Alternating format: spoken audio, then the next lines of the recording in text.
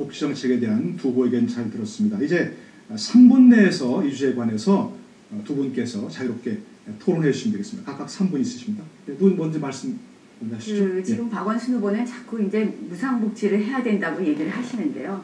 사실 그렇게 무상복지가 좋으면 왜 지난 10년간 노무현 정부, DJ 정부 때 왜 무상복지를 못했는지, 무상의료 노무현 정부 때 1년 동안 한 적 있습니다. 5세 미만 영유아 입원 환자 공짜 했다가요. 1년 만에 철회했습니다. 결국 이것은 무상복지라는 것이 실질적으로 우리 아이들에게 빚더미 대한민국을 물려줄 수밖에 없다는 것을 알기 때문입니다. 돈 몇 푼이 중요한 것이 아니라 결국은 그 빚장을 열어서 우리가 우리 다음 세대에게 빚을 떠넘기는 꼴이 날 수 있다. 그래서 반대하는 부분인데요. 이 부분에 대해서 왜 지난 10년간 안 했는지에 대해서 좀 말씀을 해주시죠. 결국 재정이 문제가 아닌가요? 박원순 후보 발언하시죠. 네, 저는 김대중 노무현 정부 시절의 사회복지가 그래도 많이 실천이 됐다고 생각합니다. 이 한나라당이 들어서면서 사회복지에 관한 후퇴가 심각했습니다. 말하자면 4대강 사업하면서 22조 원이나 되는 그 돈을 강에다가 쏟아부었죠. 제가 몇 가지 예만 들어보겠습니다. 친환경 무상급식만이 아닙니다. 서울시에서 이런 일이 벌어졌습니다. 저소득층 공공근로 일자리, 노인 여성 32,000명의 일자리가 사라졌습니다. 900개 영유아 보육시설 보육도우미 지원 끊었습니다. 또 중증장애인 2,000명의 활동 보조 지원, 자립생활 지원 다 끊겼습니다. 장애인들을 집과 시설에 가둔 셈이죠.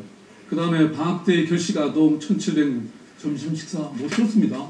또 3,037명의 저소득 노인에게 드리는 도시락 못 드리게 됐습니다. 저는 이것이 우연이 아니라고 생각합니다. 복지는 한나라당이 주장하는 그런 시혜가 아니라고 저는 생각합니다.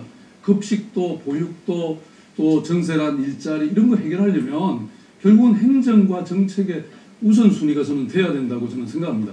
그런 측면에서 지금 공약 나열하는 것이 저는 의미가 없다고 생각합니다. 공약이 문제가 아니라 기본적인 마인드가 중요하고 그런 원칙과 철학이 저는 중요하다고 저는 생각합니다. 지금 우리 MB정부 들어와서 복지 예산이 후퇴했다고 하는데요. 복지 예산 계속 확대되었습니다. 올해만 해도 84조 편성했고요. 내년에는 더욱 확대하고 있습니다. 그동안 노무현 정부 때 그렇게 여러 가지 복지 정책 확대한다고 했지만 그동안 보육 예산 전혀 투입하지 않다가 이제 9천억에서 3조 가까이 복지 예산을 보육 예산에 투입하고 있습니다. 그것뿐만 아닙니다. 기초노령연금도 계속 올려드리고 있고요. 또 그 밖에 5인 미만의 저소득 사업장에 대한 여러 가지 고용보험이라든지 이런 지원도 해드리고 있습니다. 사실 MB정부 들어와서 복지정책 계속 확대했습니다.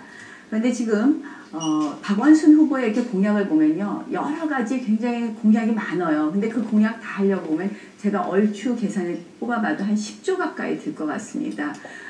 저는 공약을 그렇게 내놓고 이것도 해주겠다 저것도 해주겠다고 하는데 그렇게 해서 과연 서울시의 부채를 줄일 수 있는 것인지 그런 부분에 대해서 의문이 들고요. 복지는 이제 더 이상 보편적 복지이자 생활적 복지이다 이런 정치 복지의 논쟁을 할 것이 아니라 우리 시민들의 생활을 살피는 생활복지를 우리가 이제 시장으로서는 하나하나 꼼꼼히 살펴보아야 한다고 생각을 합니다. 그래서 이제 제가 생활복지 기준선이라는 그런 정책을 내고 했는데요. 서울 시민이라면 어디서 살든 누구든지 비슷한 수준의 복지 서비스를 받게 하는 것이 매우 중요하다고 생각하고 그것부터 하나하나 꼼꼼히 챙기겠다는 말씀 드리겠습니다. 네, 박원순 후보 하시는 말씀 있습니다. 저는 이걸 정치적 논쟁이 될 수 없는 것을 정치 논쟁으로 만든 것이 한나라당이고 오세훈 시장입니다. 또 더군다나 오늘 아침 보시면 기초노령 수당 폐지하겠다는 것이 한나라당의 정책입니다. 저는 서울의 복지 정책을 바꾸는 것은 마치 자동차의 엔진을 바꾸는 것이나 마찬가지라고 생각합니다. 그동안 토건이나 이런 전시행정의 엔진 대신에 사람 중심의 저는 복지 엔진을 달아야 될 때라고 저는 생각합니다.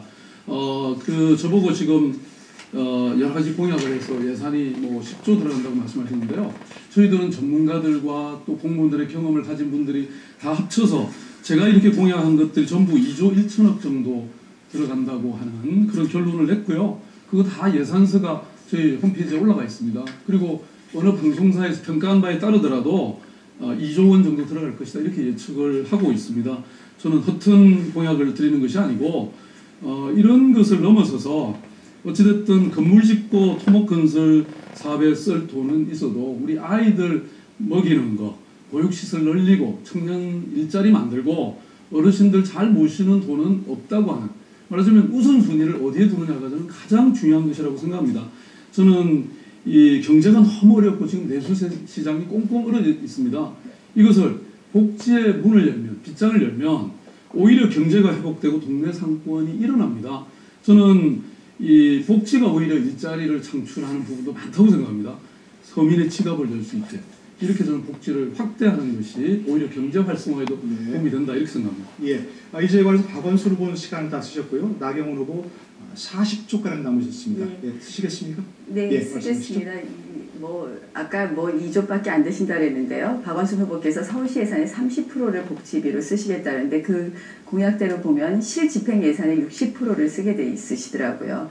결국 10조 중에 6조를 사회복지 예산으로 쓰겠다고 하시는데 과연 그렇게 하면 서울시에 다른 필요한 일은 어떻게 하실 건지, 복지 확대하는 거 중요합니다. 그리고 앞으로 확대해야 됩니다. 그러나 우리 재정 규모에 맞춰서 확대해야 되는데요. 이것을 복지만 확대했을 때 과연 한 번 투입된 복지 예산은 다시 걷어들일 수 없습니다.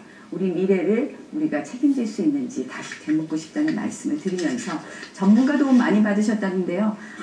이미 하고 있는 것도 또 하겠다고 말씀하신 것도 많더라고요. 그래서 제가 더 이상 예산에 대해서는 말씀 안 드리겠지만 조금 믿기 어렵다는 말씀으로 대신하겠습니다. 예.